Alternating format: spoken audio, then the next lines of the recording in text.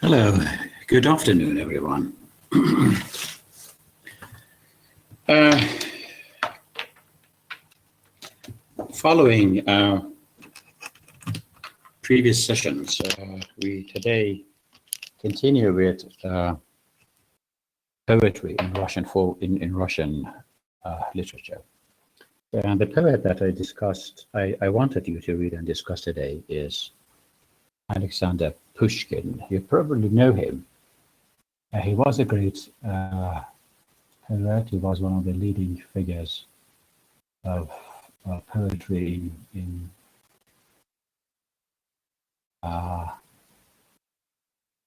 Russia in the 19th century. So he could be considered as a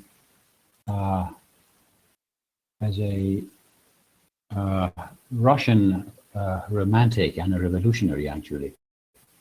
So that's wonderful to know that he was such a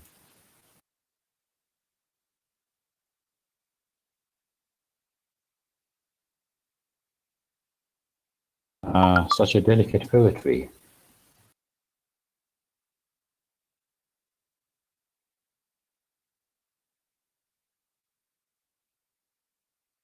So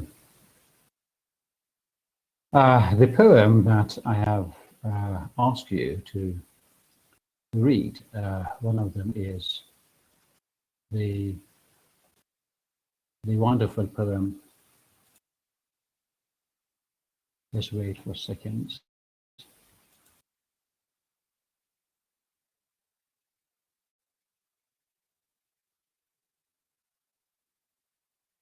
Yeah, if I walk the noisy streets,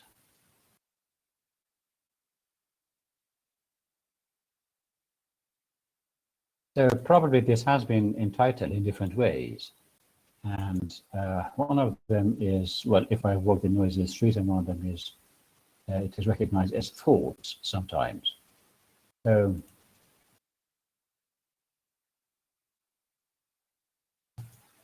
let's see how we have been acquainted with this poem in different ways, in the interpretative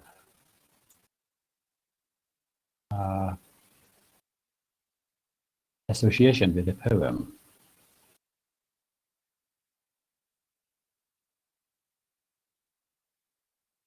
So did you read the poem? How did you like it?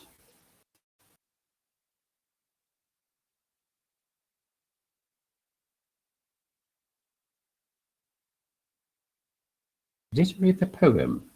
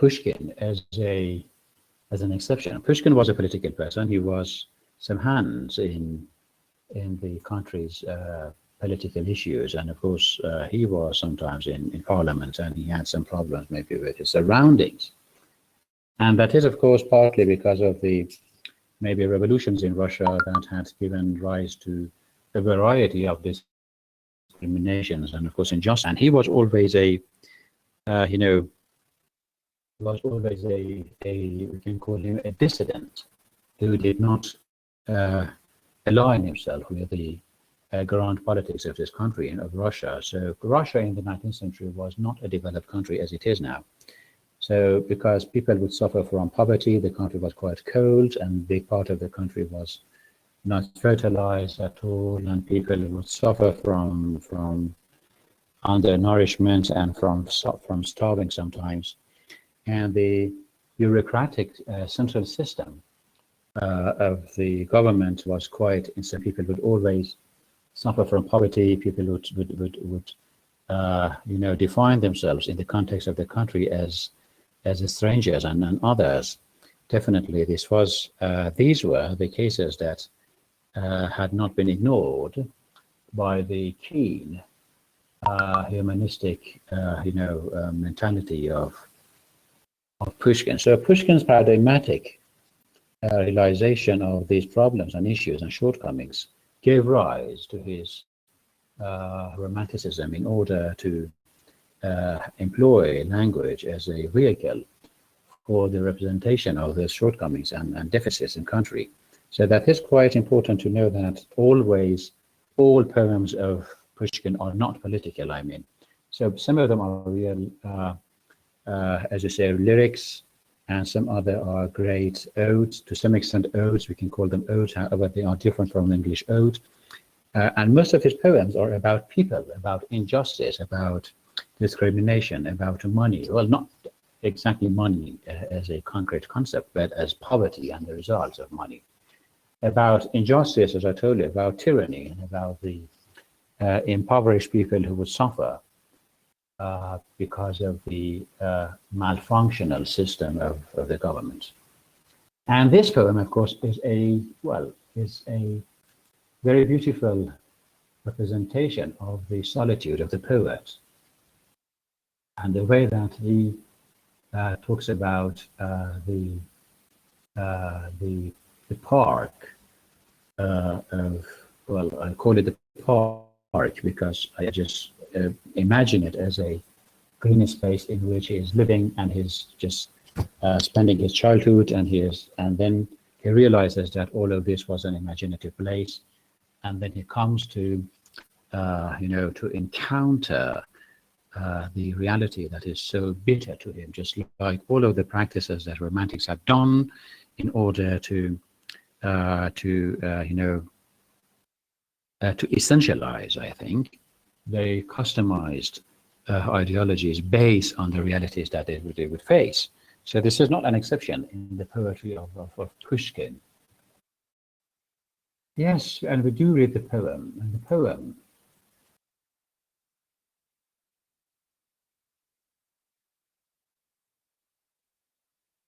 Hmm.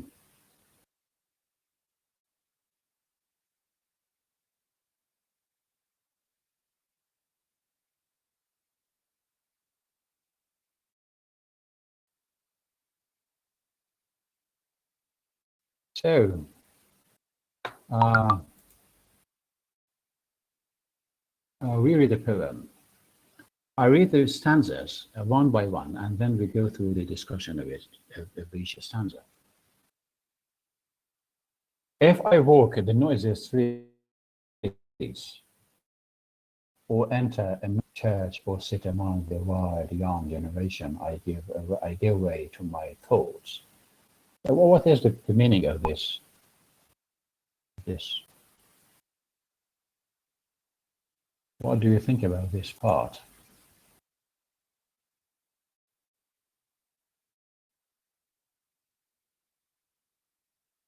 Good afternoon. If anyone wants to talk, please let me know.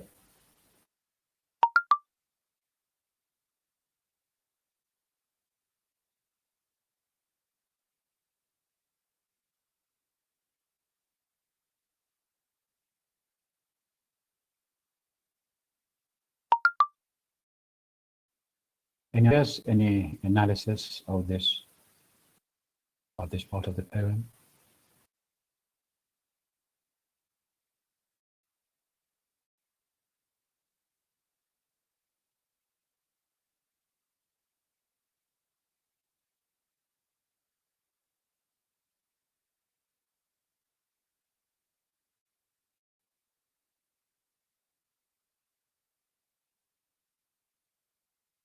What is the central idea behind this part of the poem? If I walk the noisy street or enter a many thronged church or sit among the wild young generation, I give way to my thoughts. What is the significance of this part? Yes, Mona, Ahmed Hassan, I will not you.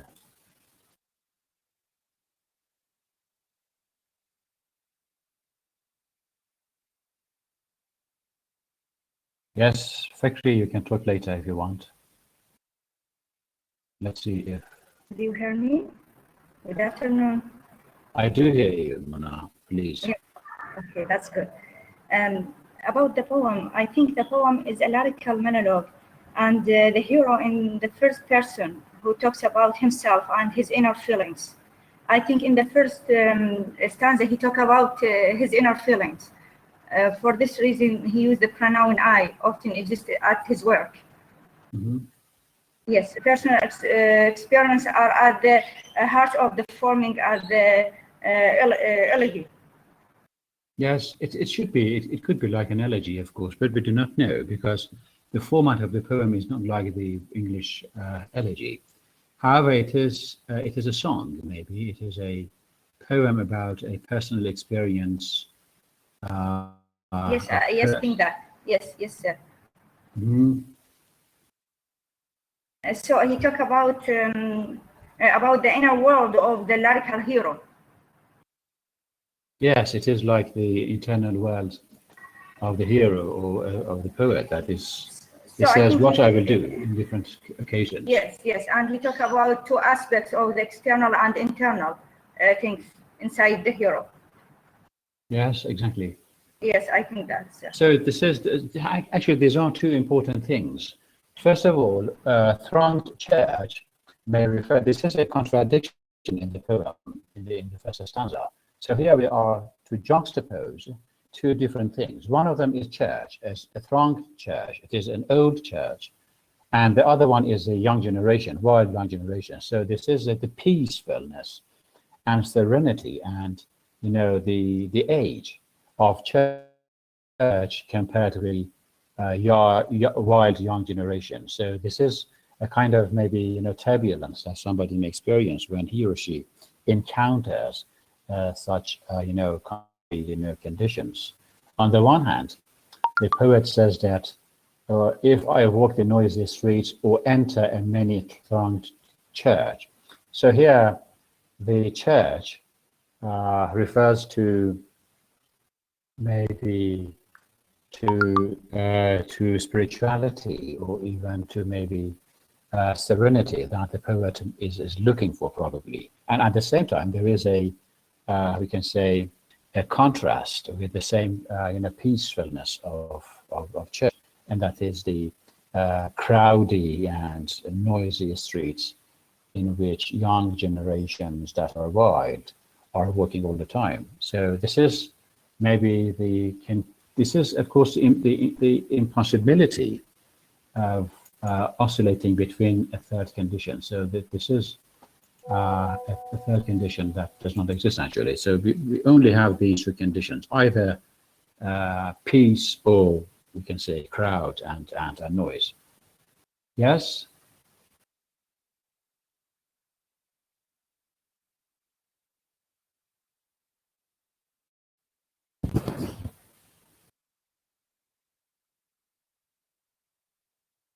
So, Fikri, do you want to speak?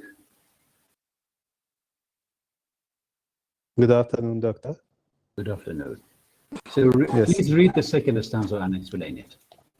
Yes, before that, I want to talk about the poem. It was published in 1830 in the literary newspaper. In the first edition, the work carried a more direct message. The author wrote that the idea of death haunts him wherever he is.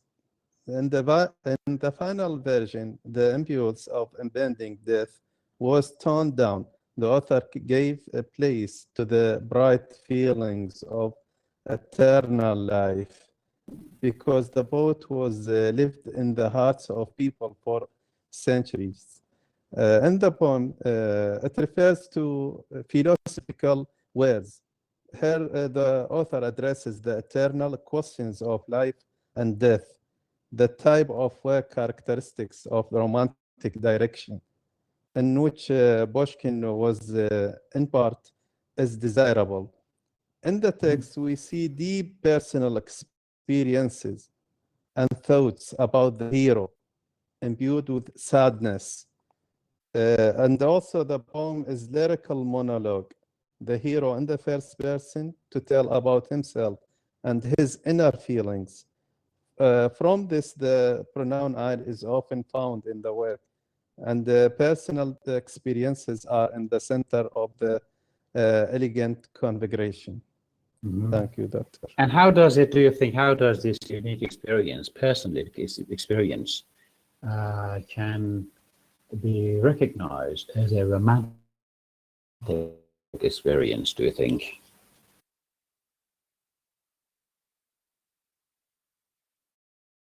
Yes, Doctor. The hero can be called as a strong man because he is concealed with the vegetable and was able to find his position in the right beginnings. And maybe the child becomes life, and the hero will leave himself, but the fellow of life will not end there. And at the end of the work, an image of nature will shine with eternal beauty appears. And the secret nature's strength is that every part of nature leaves offspring who will continue to work for their ancestors. So a man, according to Pushkin, should highlight his hair as he will be reborn for a new day. Yeah, thank you very much for your... Thank you, Doctor. Okay. Ali Safa, do you want to talk to Yes, us? good afternoon. Good afternoon. As you said earlier, as his background, he considered as a romantic poet. We can see the aspect that he, in the period stanza, as he walk in the street and make interaction with the surroundings, so as cities or the nature. So as I remember, like Wordsworth in his poem, walking in the streets and the woods, he make it sort like a circuit. And we see that urges the human that should make use of his time, since life and years, as he said, fleet, like something run so quickly. So man must make use of this time and grasp knowledge and meaning from life before it come to the end, and he will lose everything. We see in the second stanza, he said that the years are fleeting. And also he said, and someone's hour is already at hand. So man, because of the fleeting time and life goes so quickly, he must use time as in hand and make use of it because it is precious. Yes. And of course, you know that in Romanticism, the concept of time is quite important to the poets, because time in Romanticism is not the, commonplace understanding of the just passing of life towards the end, But for romantics, actually, time is it could be a kind of maybe a spiritual element that would define the meaning of solitude, and of course the necessity of solitude for inspiration, and of course what Wordsworth calls as a feature of romanticism, the spontaneous overflow of strong feelings. So for them, it is time, the right time, and the right place that this imaginative creativity. And this is why we should just take time in romanticism as a very important element that should be interpreted differently. Yes, and here we see that again, I say to myself, the years are fleeting, and however many there seem to be, we must all go under the eternal vault, and someone's hour is already at hand. So who may want to explain more about this?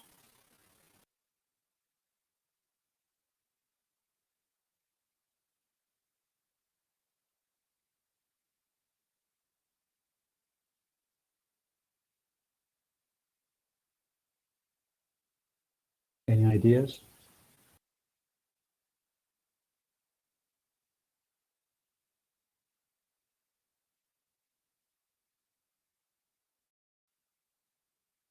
Yes, let's read the poem, the part again. I say to myself, the years are fleeting, and however many there seem to be, we must all go under the eternal vault, and someone's hour is already at hand. What does it mean to you? What is your analysis of this part?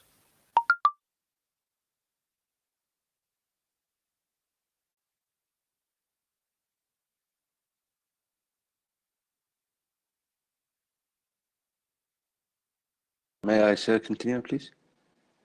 Yes, please, if you want.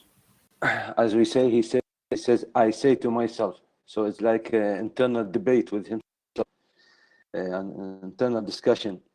He said, as a human being, see that life is very long, and there's many years and days in it. This is a very unclear concept, because time is running too fast. And to make use of it, use it very wise, and consider every hour of it is very important, and take it in hand as it is something is not something you are sure of it, because there is in any time there is something, so you must do what you have. So, This but what time you have about in your hand. Yeah, but what about vault? So you see that he says that he is thinking about Eternal the vault. passing, yes, eternal vault. What is that eternal vault? We must go under the eternal vault, and someone's hour is already at hand. So vaults, you know, that are just those splendid carves, not carves actually, arches in a church that could be typically quite large, and of course could be in Baroque, maybe in a Baroque way. They probably are sometimes, most of the times, they are decorated with embellishments. So yes, May I add something, sir? Yes, please. I think, but I'm not sure. There is a noise and joy around him, the company of friends and citizens, and although he talks to them, he is mentally distanced, contemplating the central question of existence. Impotent neglect contrast with the inner tension of a person burdened with heavy thoughts. On the surface, he is behaving as usual. Dilemma is occurring with him. Within him. I don't know if that's yes. true Actually, or this not. is it could be true in some sense, but it is not so relevant to the idea of time. However, but the holistic idea was quite right. Okay, many but thanks. yeah, we see that he says that life is long, and we do not know when our time of life could over. Definitely, this is a kind of perplexity, or we can say uncertainty, that the poet is suffering from, because he does not know how long he should live and what he should do under the vault. He calls the eternal vault, and by the eternal vault, maybe he is just looking for protection, a kind of maybe security that could guarantee his safety and of course his a peace of mind. And then we come to the third stanza that is quite beautiful. When I look at a solitary oak, I think the patriarch of the woods, it will outlive my forgotten age, and as it outlived that of my grandfathers. So here we're just talking about the concept of time again. That is, as a romantic poet, is very important to him, and of course to us, because we here know that he is talking about the, short life that he's living. He says that there is an oak, a solitary oak, that is like a patriarchal figure in the woods, and it means that he is distinguishing that oak as a as an iconographic, we can say, existence in the woods compared with those other younger and smaller trees. And he says that it will outlive my forgotten age. He says that, well, he will just live longer than me as it outlived that of my grandfather. So it shows that the oak should be quite old, maybe hundreds of years it had lived and it had been there. So this is a kind of, we can comparison or comparative recognition of the meaning of time compared with the life of human being. Just wait for a moment, please.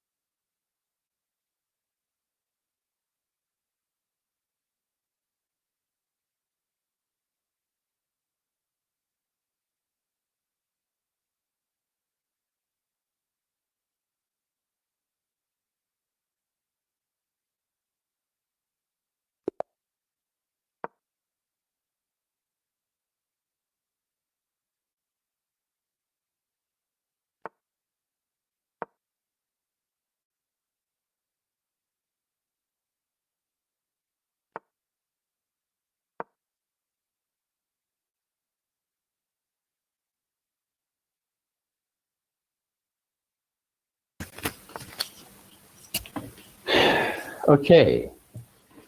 Okay, so yes, we were reading the poem by Pushkin.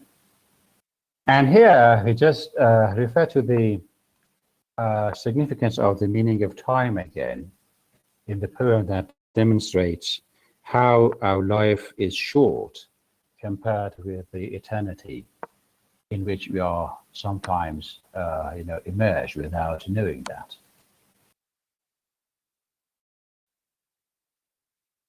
So, yes, when I look at a solitary oak, I think the patriarch of the woods, it will outlive my forgotten age, as it outlived that of my grandfathers.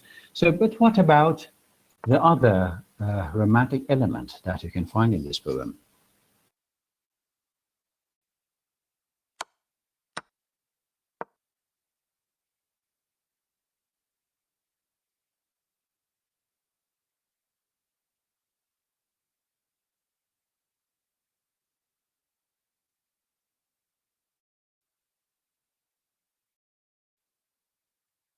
What do you think about the dominant? Yes, woods and nature. Actually, this paragraph or this stanza is quite fascinating because it includes three elements: the element of time, the element of nature, and the element of solitude or loneliness, right?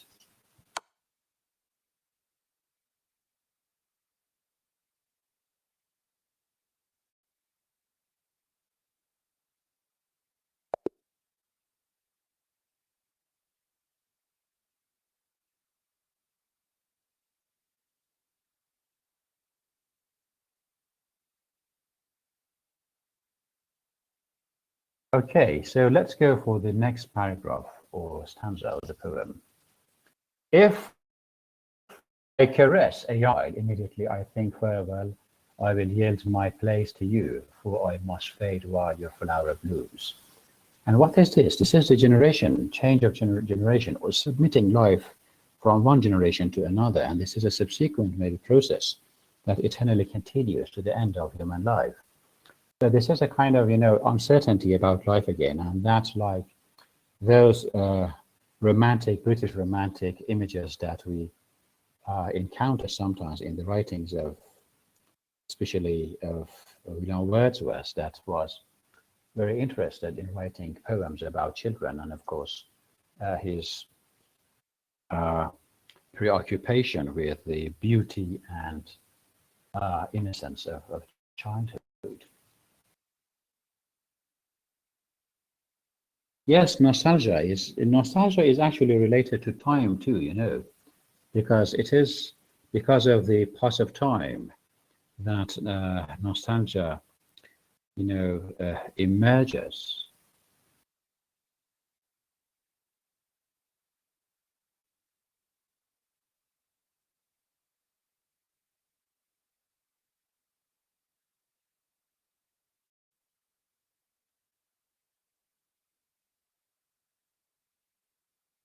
Okay, if I caress a young child, immediately I think, farewell, I will yield my place to you, for I must fade while your flower blooms.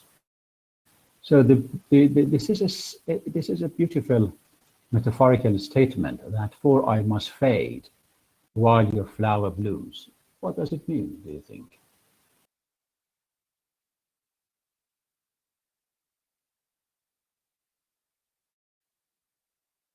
Yes, flower, blooming, all of them, related to nature or the images that may demonstrate how human will perish while other people may come to the world and the previous or older, generations die or fade away.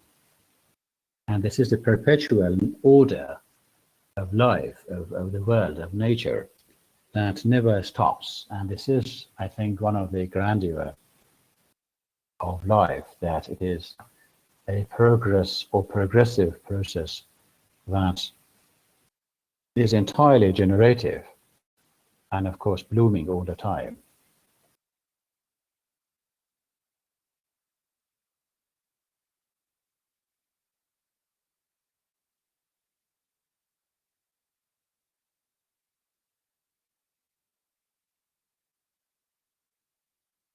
What else?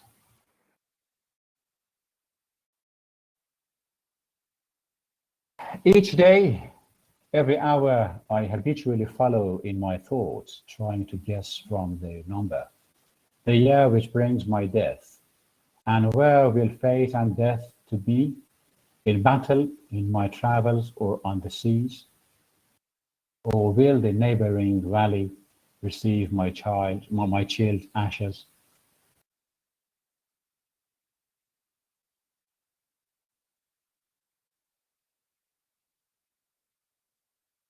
Any ideas?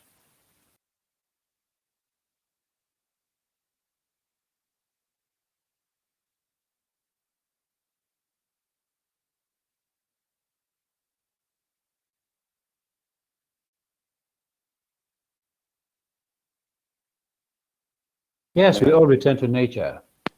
Sorry. Yes, Can I continue, sir? please.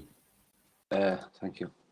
I think in this two stanza, he deeply concerned by the concept of death, as he afraid or said or think how he will end and what kind of way of dying in battle or in travel or any other places and home outside. So he's dealing with the concept of death and also how will we die and why in any way. So he is afraid of death and the way of death. He wants to choose one of them to himself. He's guessing and wondering. Yes, and I think there is a sense of determinism in the poem that should acquaint us with the inevitability of death, because death is part of our life, death is part of our existence. However, this is the spiritual or maybe transcendental consideration of death that is entirely and seamlessly mingled with our existence. However, at the same time, we are always thinking about it, and this is even a condition that may preoccupy us with itself, even when you are very happy. So that is the binary opposition of death, life. That is the impetus which drives our world or the world or our life towards progression and the end. So this is a kind of, I think, I don't call it a sense of maybe a sense of fear, but I think it is a sense of maybe certainty about the exigence of life, and of course, at the same time, the exigence of death, that both cannot be avoided. We have to live because we are alive, and then we will die because life will come to end someday. And this is what the poem is offering as a universally accepted idea that human will perish and everybody is mortal. The only thing that remains is the trace of our existence, and could be maybe the memories, sweet and bitter, and other practices or commitments that we have had in life. So that is the greatest, I think, romantic metaphor that mingles life and death together.